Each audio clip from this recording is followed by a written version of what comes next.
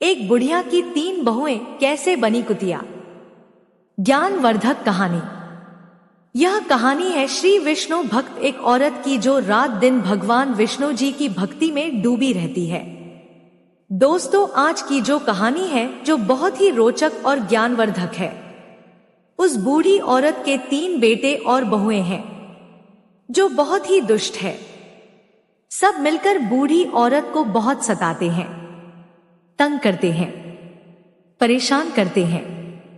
इस कहानी में आप जानेंगे कि जो भी इंसान किसी भी भक्त को सताता है या उसे परेशान करता है, उसे वह क्या दंड देते हैं, क्या सजा देते हैं। इसके साथ ही आप जानेंगे कि उन 3 बहू को किस पाप के कारण कुतिया बनना पड़ा। तो यह वीडियो बहुत ही ज्ञानवर्धक और शिक्षाप्रद है।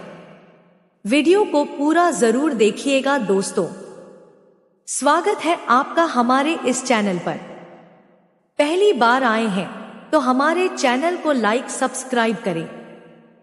अगर आप भी मेरे तरह भगवान श्री कृष्ण जी की सच्चे दिल से मानते हैं तो कमेंट बॉक्स में सच्ची श्रद्धा से जय श्री कृष्णा राधे राधे लिखें।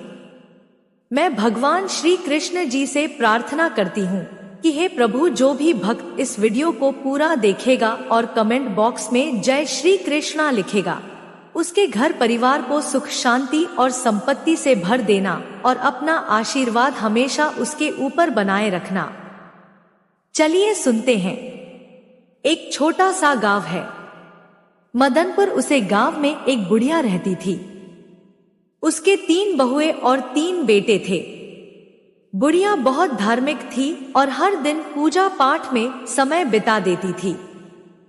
वह सुबह सुबह उठकर गंगा स्नान करने जाती और भगवान विष्णु जी और माता लक्ष्मी जी की पूजा करती थी। कार्तिक महीने में और विशेष रूप से स्नान और पूजा करती थी। इस दौरान वह माखन मिश्री, दही मिश्री और तुलसी के पत्तों का भोग भगवान को चढ़ाती थी और प्रसाद पड़ोस में बांटती थी। गांव के लोग उसकी पूजा पाठ की बहुत इज्जत करते थे। बुढ़िया माँ का यह नियम था कि कार्तिक महीने के हर दिन गंगा स्नान करें और पूजा करें। कार्तिक पूर्णिमा के दिन वह विशेष रूप से गंगा स्नान के लिए जाती और भोग बनाकर भगवान को चढ़ाती। लेकिन उसकी 3 बहू को यह सब बिल्कुल पसंद नहीं था। वह सब अक्सर उसकी आस्था का मजाक उड़ाती थी और प्रसाद खाने से मना कर देती थी। वे लोग कहती थी, इसमें तुलसी के पत्ते हैं, हम यह नहीं खा सकते, यह सब दिखावा है। यह सुनकर बुढ़िया माँ बहुत दुखी होती, लेकिन वह चुपचाप अपनी पूजा करती रहती। बुढ़िया माँ का पति कुछ समय पहले ही गुजर चुका था, इसलिए वह अब अकेली थी। उसके बेटे भी अपनी पत्नियों के कहने में आकर उससे दूर हो गए थे और वह सिर्फ अपने पूजा पाठ में ही मन लगाती और पड़ोसी में प्रसाद बांटती। लेकिन उसकी 3 बहुओं को यह सब बहुत बुरा लगता था। वह सोचते रहती थी, यह जब देखो तब पूजा पाठ में लगी रहती है, अनाप शनाप खर्च करती है, पंडितों को बुलाती है, दान पुण्य करती है। अगर यह मर जाए तो अच्छा हो, कम से कम यह खर्च बचेगा। बुढ़िया माँ अपने 3 बेटों को बड़े प्यार से पाला पोसा था, लेकिन अब जब उसे अपने बेटों की सबसे ज्यादा जरूरत थी तब वह उससे मुंह मोड़ चुके थे। बुढ़िया माँ दिन रात भगवान से प्रार्थना करती और अपने बच्चों के लिए आंसू बहाती। वह सोचती है, हे भगवान, मैं तो कभी किसी का बुरा नहीं चाहा, फिर मेरे साथ ऐसा क्यों हो रहा है। एक दिन बुढ़िया माँ अपने भगवान विष्णु जी और माता लक्ष्मी जी के साथ सामने बैठी प्रार्थना कर रही थी। उसकी आंखों में आंसू थी और वह भगवान से कह रही थी, हे प्रभु, मुझे इस दुख से मुक्ति दिलाओ, मेरे बच्चों का भला करो और उन्हें सही रास्ता दिखाओ। इस तरह बुढ़िया माँ ने अपने पूजा पाठ और दान पुण्य के नियमों को नहीं छोड़ा, लेकिन 3 बहू ने ठान लिया था कि अब इस घर में नहीं रहेंगे और बंटवारा करके अलग हो जाएंगे। वे सोचती अगर हम अलग हो जाएं, तो अपनी मर्जी से रह सकेंगे और सास की पूजा पाठ से खर्चे से बच सकेंगे। तीन बहुओं ने एक दिन आपस में बात की और बंटवारे की योजना बनाई। उन्होंने अपने पतियों से कहना शुरू किया कि अब हमें अलग हो जाना चाहिए। छोटी बहू ने अपने पति से कहा, देखिए बड़े भैया के बच्चे बड़े हो गए हैं और हमारे बच्चे छोटे हैं। हमें अभी बहुत मेहनत करनी है, बच्चों को पढ़ाना है। अगर हम अलग हो जाएंगे तो अपने बच्चों की अच्छी तरह से देखभाल कर पाएंगे। माँ हर समय पूजा पाठ में लगी रहती है और बहुत पैसा खर्च करती है। मझली बहू ने भी अपने पति को समझाया, देखिए आप बंटवारा कर लो, हम अपनी मर्जी से रहेंगे। क्या खर्चा करना है क्या नहीं करना है यह खुद तय करेंगे। सास के नखरे और खर्च अब बर्दाश्त नहीं होती। हमें अलग रहकर अपने बच्चों का ध्यान रखना है। बड़ी बहू ने भी अपने पति से यही बात कही। बच्चे बड़े हो रहे हैं, कल उनकी शादी ब्याह करनी है। पैसे कमाते रहेंगे और सास का खर्चा करते रहेंगे तो कैसे चलेगा। हमारे बच्चों का भविष्य सुरक्षित करना है तो हमें अलग होना ही पड़ेगा। तीनों बहू ने अपने अपने पतियों को समझा बुझाकर उसके मन की बंटवारे की बात डाल दी। तीनों भाई यह बंटवारे के लिए तैयार हो गए। गांव के पंचों को बुलाया गया और घर का बंटवारा करने की बात तीनों बहू भी बंटवारे में हिस्सा लेने के लिए तैयार हो गई। गांव के पंचों ने घर का 4 हिस्सों में बंटवारा किया। 3 बेटों के लिए और एक बुढ़िया माँ की घर का सारा सामान भी 4 हिस्सों में बांट दिया गया। बुढ़िया माँ को कम हिस्सा दिया गया क्योंकि वह अकेली रहती थी और ज्यादा की जरूरत नहीं थी। पंचों ने कहा कि जो भी बुढ़िया माँ को अपने हिस्से में रखेगा और उसका भी ख्याल रखेगा। छोटी बहू ने साफ मना कर दिया, मैं बुढ़िया माँ को अपने हिस्से में नहीं रख सकती, उसका खर्चा बहुत ज्यादा है, पूजा पाठ में बहुत पैसा खर्च होता है, हमें अपने बच्चों का ध्यान रखना है। मझली बहू ने भी मना कर दिया, मैं भी बुढ़िया माँ को अपने हिस्से में नहीं रख सकती, वह हमें कभी पसंद नहीं करती थी और हमें भी उनकी जरूरत नहीं है। बड़ी बहू ने भी वही जवाब दिया, मैं बुढ़िया माँ को अपने हिस्से में नहीं रख सकती, हमारे बच्चों का भविष्य सुरक्षित करना है और उसके लिए ही हमें बंटवारा करना पड़ा। बुढ़िया माँ अब अकेली रह गई। पंचों ने अपना फैसला सुनाया और चले गए। तीनों बहू ने अपना सामान अपने अपने हिस्से में रख लिया। बुढ़िया माँ के हिस्से में जो झोपड़ी थी वह उसमें रहने लगी। अब वह अकेली ही रहती थी और अपने बेटों से निराश होकर अपने भगवान से प्रार्थना करती रहती थी और बुढ़िया माँ अपने हिस्से की छोटी सी झोपड़ी में रहने लगी। वह रोज सुबह जल्दी उठकर गंगा स्नान करती और भगवान विष्णु जी और माता लक्ष्मी जी की पूजा करती। वह पहले की तरह ही भोग बनाकर भगवान को चढ़ा देती थी और आस पड़ोस को प्रसाद बांटती थी। लेकिन अब वह बहुत अकेली हो गई थी। उसके तीनों बेटों ने उसे मुंह मोड़ लिया था और उसकी बहू ने उसे घर से बाहर कर दिया था। वह रोज भगवान से प्रार्थना करती है, हे प्रभु, मुझे इस दुख से छुटकारा दिलाओ, मेरे बच्चों का भला करो और उन्हें सही रास्ता दिखाओ। बुढ़िया माँ के पास जो थोड़ा बहुत आटा, दाल और चावल था वह उसी से काम चलाती थी। सोचती अब मुझे अपनी जिंदगी इसी तरह गुजारनी पड़ेगी। मेरे बच्चों ने मुझे छोड़ दिया है, लेकिन मैं भगवान की भक्ति नहीं छोड़ूंगी। उसकी भक्ति में कोई कमी नहीं आई। वह हर रोज तुलसी के पत्तों से भगवान का पूजन करती और पड़ोसियों को प्रसाद देती थी। एक दिन जब बुढ़िया माँ अपनी झोपड़ी में बैठी रो रही थी, तभी एक युवक आया। उसने दरवाजा खटखटाया।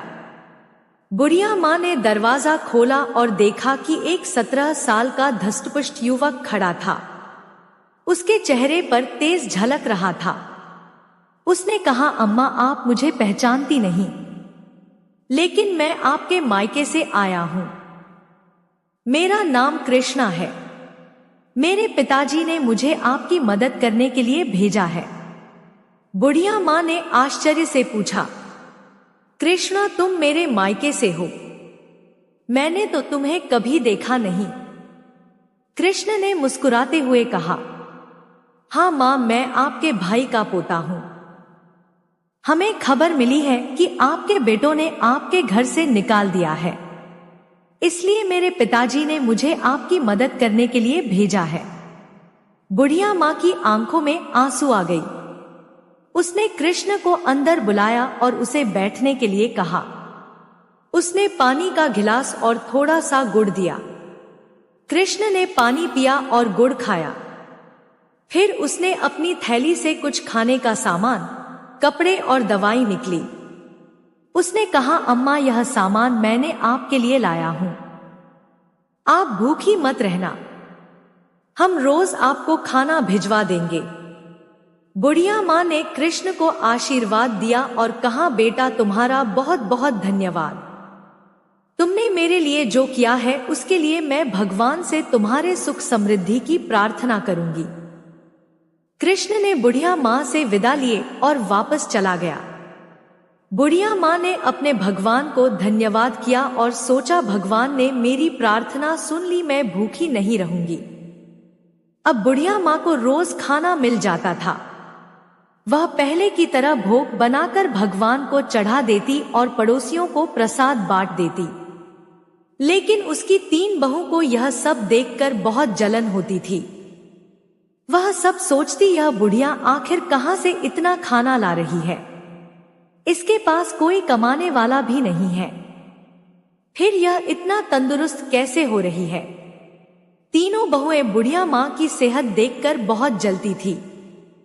वह सोचती है कि बुढ़िया को हमने इसलिए अलग किया था ताकि वह जल्द ही भूखी प्यासी मर जाए, लेकिन यह तो और तंदुरुस्त होती जा रही है। एक दिन बहू ने फैसला किया कि वह बुढ़िया की झोपड़ी में जाकर पता लगाएंगे कि वहां क्या हो रहा है। अगले दिन जब बुढ़िया माँ गंगा स्नान के लिए गई हुई थी, तीनों बहुएं उनकी झोपड़ी में घुस गई। वहां उन्होंने देखा कि झोपड़ी में दाल, चावल, आटा, मसाले, सुखमेवे और कई तरह का अच्छा खाना रखा हुआ था। वे हैरान रह गई। वह आपस में बातें करने लगी। यह बुढ़िया इतनी चालाक निकली।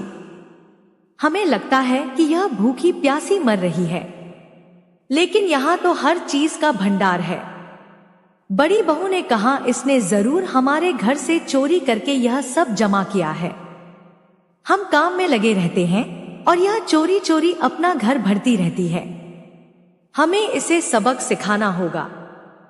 मछली बहू ने कहा, हाँ, हमें इसे मजा चखना चाहिए। देखते हैं कि इसने यहाँ क्या क्या जमा किया है। छोटी बहू ने भी सहमति जताई। सही कहा, हमें इसके खिलाफ कुछ करना होगा। तीनों बहुएं झोली भर भर कर सामान अपने घर ले जाने लगे। जैसे ही उन्होंने खाने का सामान उठाया, उन्होंने देखा कि उसमें तुलसी के पत्ते हैं। गुस्से में आकर उन्होंने तुलसी के पत्ते नाली में फेंक दिया। वह देखकर वह और भी क्रोधित हो गई और सामान उठाकर बाहर फेंकने लगी। तभी एक अजीब घटना घटी। तीनों बहू ने देखा कि उनके हाथ पैर धीरे धीरे कुत्ते के पंजों में बदलने लगे हैं। वह डर गई और चिल्लाने लगी, लेकिन कोई उनकी मदद नहीं कर पाया। कुछ ही पलों में तीनों बहुएं कुत्तियां बन गई। गांव में हड़कंप मच गया। बच्चों और पतियों ने जब यह देखा तो वह हैरान रह गए। बच्चे चिल्लाने लगे, मम्मी कुत्तियां बन गई है। पापा देखो मम्मी को क्या हो गया। तीनों बहू के पति समझ नहीं पा रहे थे कि यह कैसे हुआ। उन्होंने कोशिश की कुत्तियां को घर से बाहर भगाए, लेकिन वह घर छोड़ने को तैयार नहीं थी। वह अपनी भाषा में कुछ समझने की कोशिश कर रही थी, लेकिन कोई उनकी बात नहीं समझ पा रहा था। बच्चे रो रहे थे और पतियों को भी रोना आ रहा था। उन्होंने बच्चों को संभालते हुए कहा, चलो अब कुछ नहीं किया जा सकता, हमें मां का इंतजार करना होगा, शायद वही कुछ हाल बता सके। गांव के लोग भी इकट्ठा हो गए और सोचने लगे कि यह अनहोनी कैसे हुई। सबने बुढ़िया मां की वापसी का इंतजार करने का फैसला किया।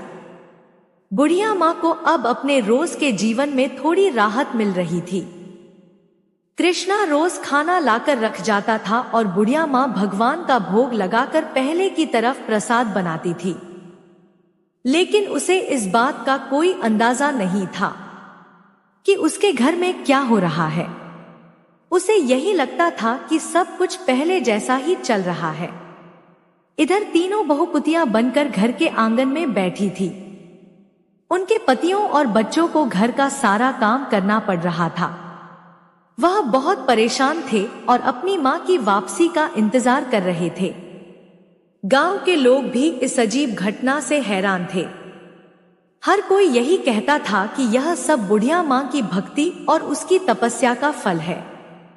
एक दिन गांव के कुछ लोगों ने बुढ़िया मां को गंगा स्नान के लिए जाते देखा। उन्होंने सोचा कि अब उसे सारी बात बतानी चाहिए। वह उसके पास गए और बोले, मैया तुम्हारे घर में कुछ अजीब हो रहा है, तुम्हारी तीनों बहुएं कुत्तियां बन गई है। बुढ़िया मां को यह सुनकर बहुत आश्चर्य हुआ। उसने सोचा कि यह कैसे संभव हो सकता है। उसने तुरंत गंगा स्नान किया और घर की ओर लौट पड़ी। उसके दिल में बहुत सारी आशंकाएं थी। उसने भगवान से प्रार्थना की, हे प्रभु, मेरे घर की रक्षा करना और मेरे बच्चों को सही रास्ता दिखाना। जब बुढ़िया मां घर पहुंची तो उसने देखा कि गांव के लोग उसके घर के सामने इकट्ठा थे। उसने पूछा, क्या हुआ, यहाँ इतनी भीड़ क्यों लगी है? गांव वालों ने उसे सारी घटना बताई। बुढ़िया मां ने अपने बेटों को बुलाया और पूछा, यह सब कैसे हुआ? तुम लोगों ने क्या किया? बेटों ने रोते हुए अपने मां को सारी कहानी सुनाई। उन्होंने कहा, मां, हमसे बहुत बड़ी गलती हो गई। हमारी पत्नियों ने तुम्हारे सामान को नाली में फेंक दिया था और इस समय कुत्तियां बन गई। अब हमें नहीं पता कि उन्हें कैसे ठीक करें। बुढ़िया मां ने अपने बेटों को दिलासा दिलाया और कहा, भगवान सिर्फ ठीक करेंगे, तुम लोग घबराओ मत। बुढ़िया मां ने अपने भगवान से प्रार्थना की और उनसे समाधान मांगा। उसने सोचा कि शायद किसी साधु बाबा के पास इसका समाधान हो सकता है। इस समय एक साधु बाबा गांव में आए। बुढ़िया मां ने उन्हें अपने ने घर बुलाया और सारा हाल बताया। साधु बाबा ने ध्यान से सारी बातें सुनी और कहा, यह सब तुम्हारी भक्ति और तपस्या का फल है, लेकिन चिंता मत करो, इसका उपाय भी है। बुढ़िया मां ने पूछा, बाबा कृपया मुझे उपाय बताएं, मैं अपने बच्चों को इस हालत में नहीं देख सकती। साधु बाबा ने कहा, तुम्हें कार्तिक महीने में विशेष पूजा करनी होगी और अपने स्नान के पानी से तुम्हारी बहू को नहलाना होगा और ब्राह्मणों को भोजन कराकर उनके झूठे भोजन को बहू को खिलाया होगा। इससे वह अपने असली रूप में वापस आ जाएंगी। बुढ़िया मां ने साधु बाबा को धन्यवाद दिया और अपने बेटों को यह उपाय बताए। बेटों ने कहा, मां, हम तुम्हारी हर बात मानेंगे, हम इस उपाय को जरूर पूरा करेंगे। बुढ़िया मां ने कार्तिक महीने की विशेष पूजा की। उसके तीनों बेटे और गांव के लोग भी इस पूजा में मदद करने लगे। बेटों ने मिलकर पूजा का सारा सामान इकट्ठा किया और भगवान के लिए खूब बनाने की व्यवस्था की। हर सुबह बुढ़िया मां गंगा स्नान के लिए जाती और स्नान के पानी को एकत्रित करती और उसके बाद वह भगवान विष्णु और माता लक्ष्मी जी की पूजा करती और फिर अपने पड़ोसियों को प्रसाद बांटती। इस बीच तीनों बहुएं अभी भी कुत्तियां के रूप में घर के आंगन में बैठी रहती। उनके पतियों और बच्चों को घर का सारा काम करना पड़ता था। बच्चों को अपनी माता की बहुत याद आती थी और वह अक्सर रोते हुए अपनी दादी से कहते, दादी, माँ कब ठीक होगी? हमें हमारी माँ वापस चाहिए। बुढ़िया माँ बच्चों को दिलासा देती, बेटा भगवान सब ठीक करेंगे, तुम लोग धैर्य रखो और प्रार्थना करो। बच्चों को शांत करने के लिए वह उनसे कहानियां सुनाती और उनके साथ समय बिताती।